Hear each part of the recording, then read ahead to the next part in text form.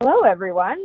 Thank you for your interest in Foundations for Racial Equity, our 2-year community of practice dedicated to reducing racial inequities in the homelessness system. I'm so glad that all of you could join us for this webinar today. Just a couple of housekeeping details before we get started. This webinar is being recorded and will be posted to the Foundations for Racial Equity webpage after it's over. Additionally, all phone lines have been muted, so if you do have a question, please feel free to ask it in real time by using the chat box. We have Funders Together staff on the line who will be keeping an eye on the chat box, and we'll be answering questions as we go along. Just so that you know who is talking to you during this webinar, I am Stephanie Chan, the Director of Membership and Programs at Funders Together to End Homelessness, and I will be facilitating this webinar along with my colleague Amanda Ndiri, who is the CEO of Funders Together. Additionally, I'm also really excited that we'll be joined by Susan Thomas, a Senior Program Officer at Melville Charitable Trust, and she is going to share very briefly about why she and Melville are interested in looking at racial equity in the homelessness system, and also what she hopes to learn from this community of practice. So just to give you all a sense of what we're going to be covering during today's webinar, we'll be talking a little bit about the timeline and goals for this community of practice, as well as who should participate. We'll talk about what this community of practice will learn and also how we'll go about doing that. We'll cover participant expectations and then also logistical details around the participation fee and how to join and prerequisites and things like that.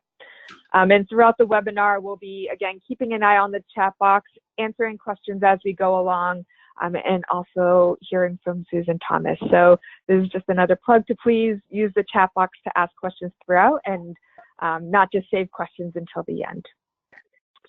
So before we get started, I wanted to pass it along to my colleague Amanda to provide some context around why we decided to start Foundations for Racial Equity and about this community of practice model.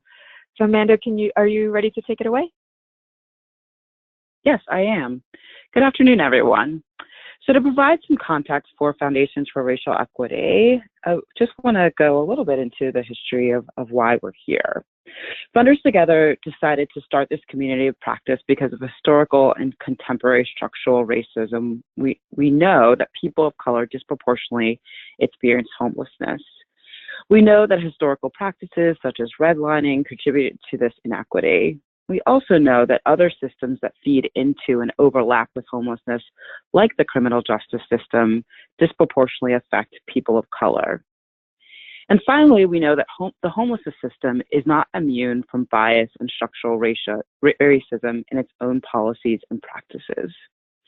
While we can't change the system alone, we believe that funders can and should play an active role in addressing racial inequities in the homelessness system, which was the impetus for us creating Foundations for Racial Equity.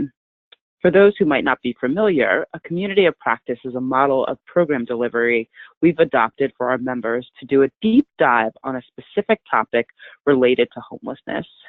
Our communities of practice meet virtually and in person over the course of 2 years to learn from experts, each other, and work towards a collective goal and action for themselves and for the field of philanthropy.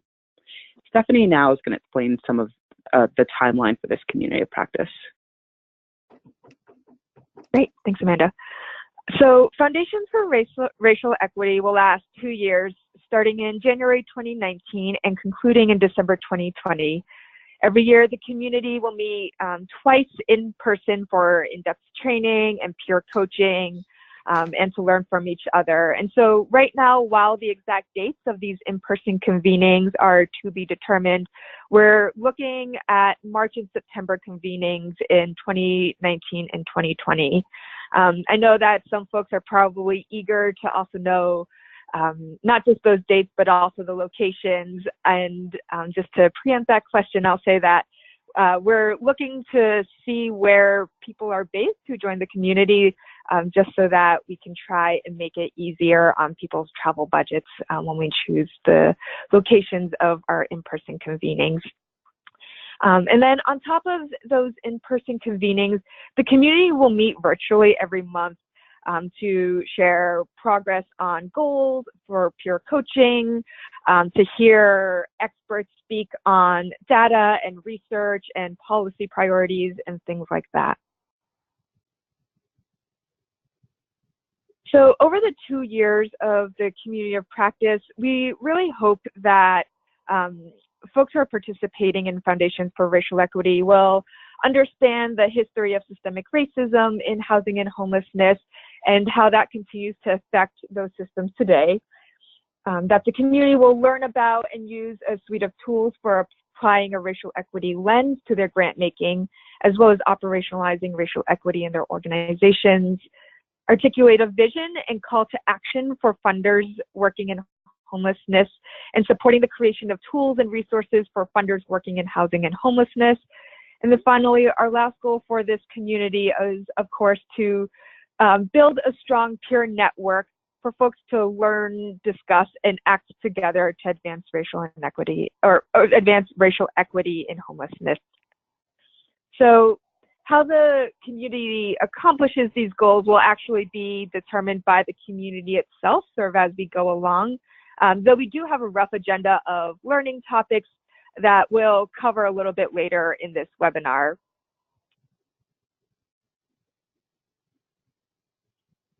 So next, I want to talk a little bit about who should join this community of practice and who this program is designed for. So Foundations for Racial Equity is open to funders interested in learning more about and working on racial equity in housing and homelessness. We're hoping for and anticipating a diverse group of participants who first work at a grant-making organization that's either started to explore or has been addressing racial equity in its grant-making. We're looking for participants who are also involved in or have influence over the grant-making process in their organization.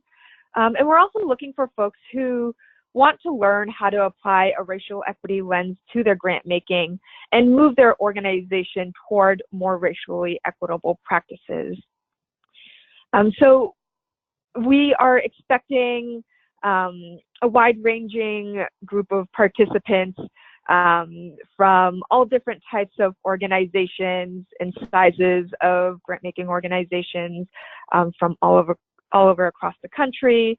But also we're anticipating folks who are maybe at the beginning of their racial equity journey in their organizations, and then as well as folks who are a little bit further down the path in this work. So while we check the chat box for some questions, I'd like to invite Susan Thomas, who's the Senior Program Officer at Melville Charitable Trust, to talk a little bit about why she and Melville are interested in looking at racial equity in the homelessness system and sort of where they are in this work. Sure. Susan, do you want to take it away? Sure. Hello, everyone. Thanks, Stephanie and Amanda, for asking me to come and share my thoughts. I'm interested in looking into racial equity more deeply as an African-American woman and as someone who's been in the nonprofit sector for the past 18 years. I firmly believe that one of the reasons why we have so many nonprofit organizations, over 1 million public charities, is because of this issue, or at least a driving reason is because of this issue of racial equity. We are all focused on supporting underserved populations, and we know what those and who those underserved populations are comprised of. And now, with access to better data, we now have the evidence to support what we've known all along, is that many of these disparities are not accidental. It's intentional. It was intentionally created by power structures and by policy and by laws and practices to create and preserve, really, a power construct that this country was built on. And the fact that Blacks are disproportionately represented in homelessness is a glaring symptom of that outcome, or outcome of that construct. And I'm also interested in, to that end, the factors that contribute to driving Black and brown people disproportionately into homelessness. And not only just how we respond to that, but also understanding those factors so we can think about prevention, and we can think about how do we help people sustain successful housing and thrive in the community after they've experienced homelessness. We realized at the Trust that we had not been intentional about pursuing our work with a racial equity lens. And by naming it and by putting things in place to start to move us towards operating in that way, we had to be very intentional about it. So we started this journey probably 2 years ago now, excuse me, where we had someone come in and we dedicated a full day to learning about and just really doing an overview of race and equity and what was happening in the field. And then we took our first foray into funding a symposium that the Joint Centers of Housing Studies at Harvard put on in the spring of 2017. We were one of the sponsors. And the symposium was around examining the patterns of segregation and what were the contributing factors to segregation and the consequences of certain policies, and how to identify policy solutions to address it. And so actually they just published a book of all the research that came out of the contributors to that symposium. And then we also became intentional about seeking out and attending trainings and conferences as a staff and individually. We've had several facilitated conversations with the staff and with the staff together with the board, which has been a really great way to bring our work and the work of the board together, and for us to learn and grow together in this work. And then we also had a book club. We all read, the entire staff read The Color of Law, and dedicated a staff meeting to discussing what we found and how we felt about what we learned in that book, and how that relates so clearly to the work that we do here at the Trust. And we also did deep dives and did individual research projects. So we took a month or so to, on our own, go into, each picked an area or a system. I did banking and finance, some did land use or healthcare, transportation, and to look into the history of segregation, or how those segregation and equity manifests itself in each of these systems. And that was extremely enlightening, very alarming, and even more alarming to unearth research and studies about what's currently happening today, as if nothing has really changed. And then we're also going to send out a survey to our grantees and just open up the conversation to talk about what they're doing, what they're thinking about around race equity, and how we can support them in that work and in that journey. And then finally, we just gave a grant to PolicyLink for a study to do very much like what the symposium did at the Joint Centers, which is to do a deep dive. And so they'll do a deep dive in 4 geographies of the history of segregation, specifically housing segregation and housing policy, and how that's contributed to the way those geographies are segregated today. And to the economy of those particular geographies, and then to develop a toolkit on how we can take that evidence and that data and design a policy agenda that can reverse where we are. So those are some of the things that we're doing.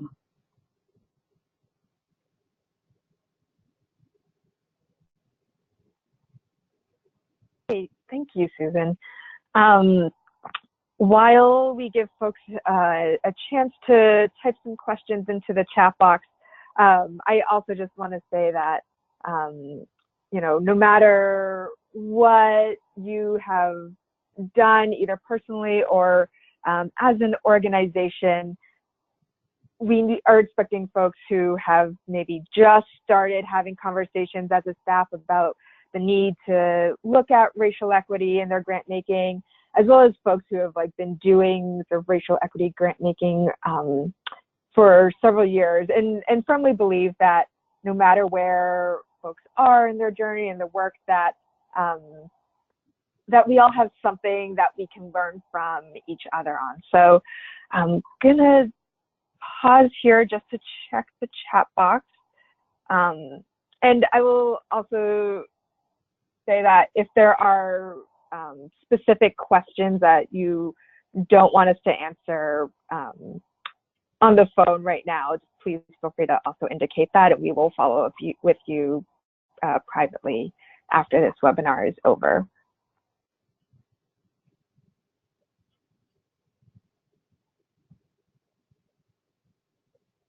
Susan, just a quick question from someone who is asking, where are the geographies? Sure. So there are 3 areas in Northern California around the Bay Area that they're going to be looking into. And so they are looking at Oakland, Stockton, and I'm just losing the third one. Something Valley. I don't remember exactly, but if you're familiar with that Northern California area, it's all they did, and they intentionally did an urban, suburban, and then a more rural area in Northern California, around the Bay Area. And then the other place is Philadelphia and the surrounding areas. Great, thank you. All right, so why don't we continue to move along? I'm going to pass it back over to Amanda to share a little bit about what exactly we hope this community will learn. Great. Thank you so much to Susan for sharing her journey and why she's interested in this community of practice. While we want the community to co-create much of the learning agenda, we know that there are general topics and tools we'd like the group to learn and coalesce around. For example, we want this community of practice to look at racial equity tools that currently exist to see how we can gain new insights about racial equity and homelessness. Some of these tools might include how to do a racial equity impact analysis, developing a racial equity grant-making strategy, and communicating effectively about why there needs to be a focus on racial equity, and particularly in some communities focusing on things like anti-Black racism or other forms of racism that are sometimes difficult to communicate within your foundation or within your community. Knowing that we can't do racial equity work without disaggregating data, we also know that this community will probably spend a chunk of the time looking at disaggregated data and figuring out what stories that data do and do not tell, and also examining what are the structural inequities that contribute to our current data and analysis and evaluation practices. We also want this group to help us identify other key partners to bring into this work and additional resources the community needs to be successful. By the end of the 2 years, we hope that this community of practice will be able to provide resources for and issue a call to action to funders looking to address racial equity in their housing and homelessness grant making. Stephanie? Great. So just a couple of notes on how exactly we hope that the community of practice will accomplish that learning agenda. So we plan on bringing in content experts such as ADSI and Race Matters Institute, and other groups who are really steeped in training and learning about racial equity, to provide the knowledge and training on those racial equity tools and data and things like that. We're also likely to have an expert facilitator to assist with some of the in-person convenings and peer coaching during both the in-person convenings and video calls. Additionally, because we know that this work cannot live in a bubble, we also anticipate that this community of practice will overlap with some other groups, such as Foundations for Employment and Housing, which is our current community of practice that's focused on the intersection of employment and housing. We also have a youth network and we see a lot of overlap between our youth network and Foundations for Racial Equity. In addition to that, we also anticipate that this group will interact with organizations such as SPARC, supporting partnerships for anti-racist communities, with the U.S. Interagency Council on Homelessness, as well as other national advocacy organizations who are also starting to look at racial equity and the homelessness system. So again, before I invite Susan Thomas to share sort of why she's personally excited about this community of practice model and what she's hoping to learn from others who join this community, I want to again encourage everyone to type in questions in the chat box. We'll spend the next couple of minutes keeping an eye on that. So yeah, I will turn it over to Susan. Susan, do you want to talk a little bit about why you are excited about this community of practice model and what you hope to learn from others? Sure. First of all, I just want to say I'm so glad and heartened by the work that you guys are doing under Amanda's leadership around race equity and really making us talk about this and dig in and think about how to move beyond just talking and how we can really apply this to our roles in philanthropy. I think that's wonderful. And so in that, I of course am excited about this community of practice. I have always learned more really from others than I've learned from just myself on my own. Just through conversation, through sharing, putting together ideas. I enjoy sharing what I've learned, and I enjoy seeing how that gets synthesized and interpreted by others, and how that can also be combined with others' ideas to even make things even more better or more clear for me. So I think having a group of practitioners in philanthropy to have those discussions with and to go on this journey on it will just make us stronger. And I know we always say, two heads are better than one, and that's overused, but it really is true. And I really do believe that we'll become a stronger philanthropic community because of this. So that's really why I'm excited about it. Great, thank you.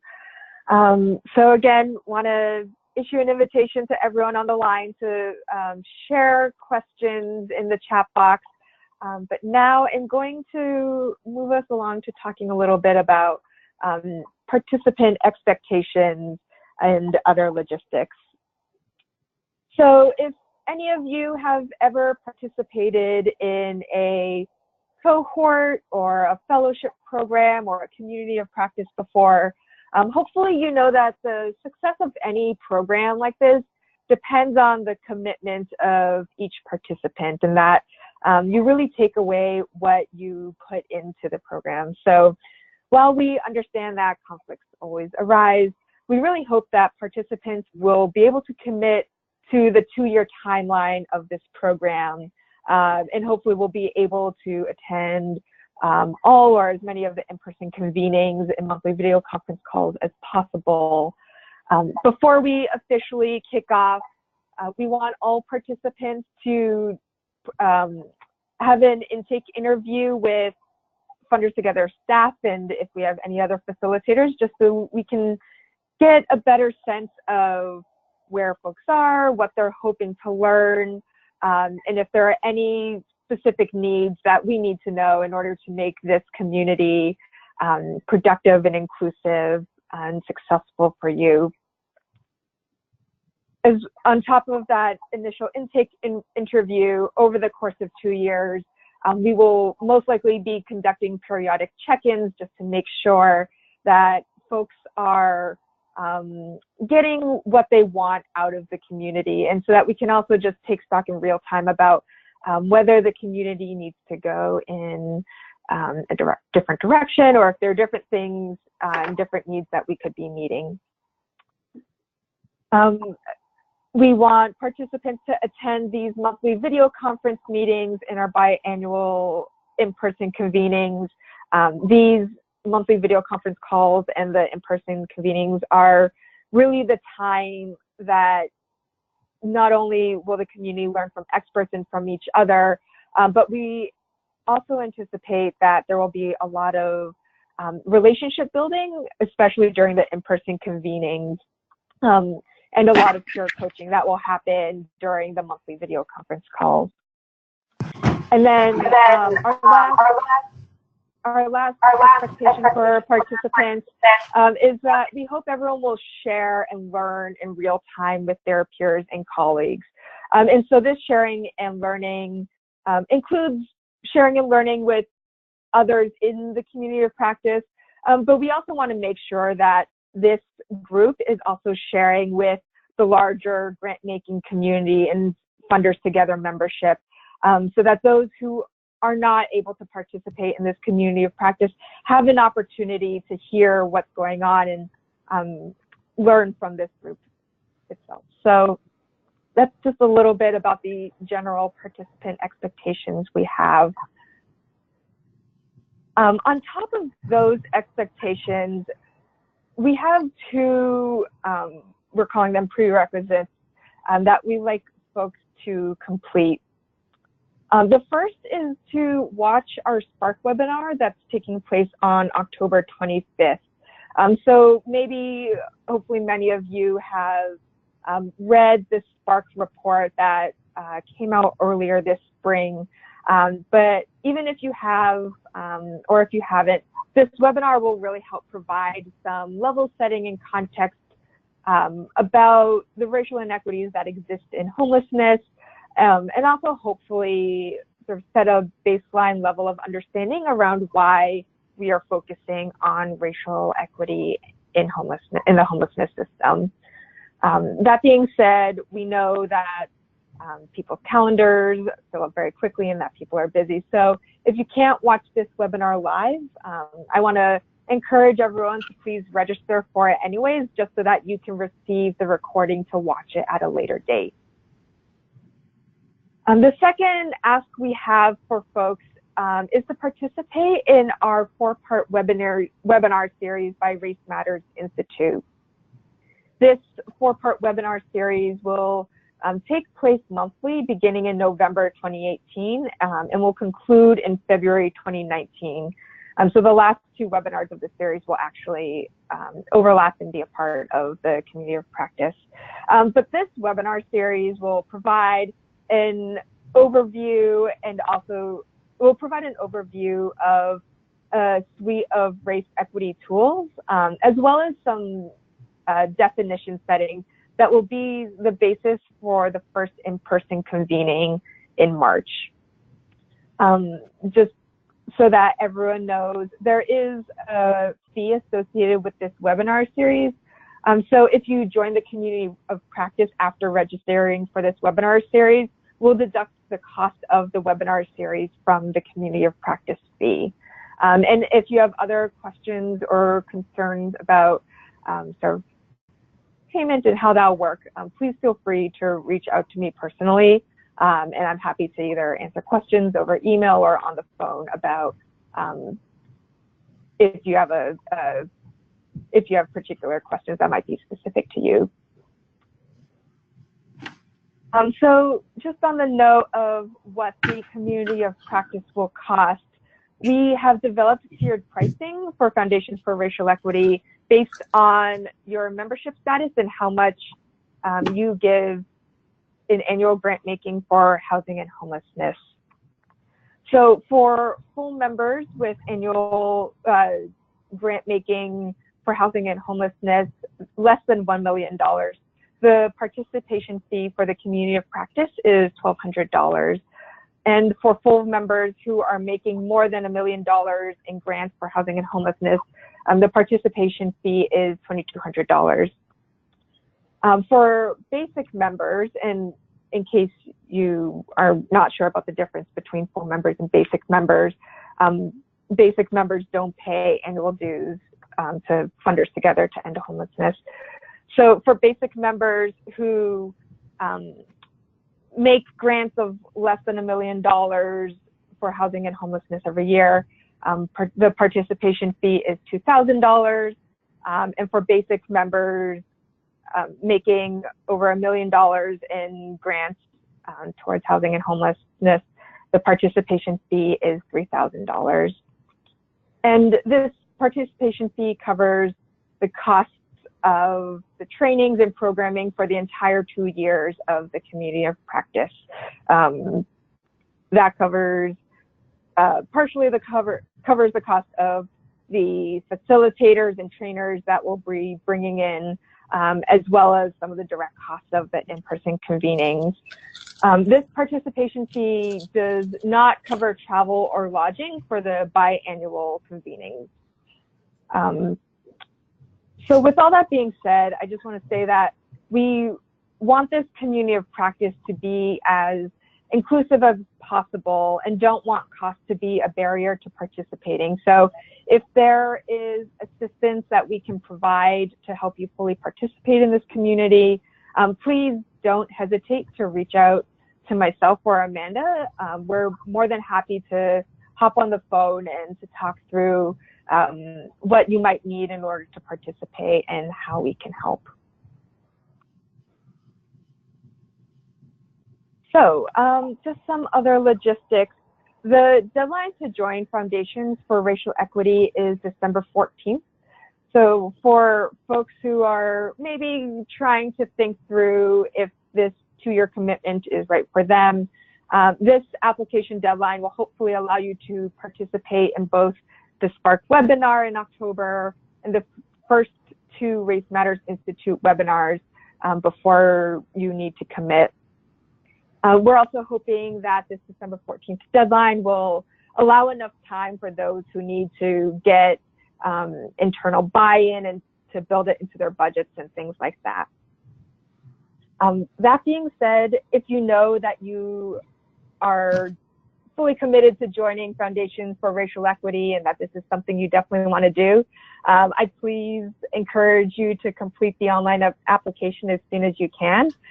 It will greatly help us in planning purposes and will also allow us to get a head start on doing intake interviews and figuring out scheduling for the March in-person convening. And so you can find the application URL and link on the Foundations for Racial Equity info page, where this webinar will also be posted afterwards. So I'm going to pause there and see if there are any additional questions about what Foundations for Racial Equity will learn or do, or any logistics as it relates to registering and participating in this community of practice.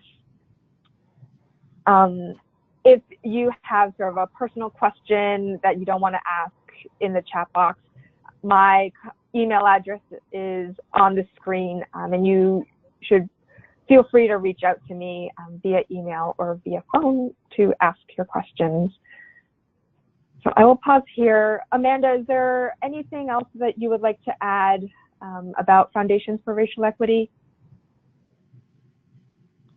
No, thank you so much, Stephanie and Susan, for sharing your thoughts. And we look forward to continued conversations with all of you about your participation, or if you think others in your community should participate. That's the one thing we didn't highlight. We found with our other communities of practice that having a couple or several foundations from a particular community or region to come and think with other thought leaders at the national level and bring back work together and strategize has been really helpful and beneficial in their learning. So if there's other people in your community who you think would want to participate with you, that's something to consider, and have kind of a cohort within a cohort that could help advance your learning. That's the only thing I'll add, and continue to look for questions.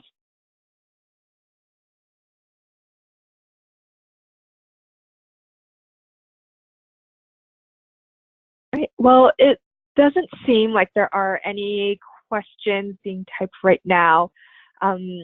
So I will conclude this webinar. And again, this webinar recording will be posted on the Foundations for Racial Equity info page. So if there are folks from your community who you think would be really interested in joining, you can feel free to forward this informational webinar onto them.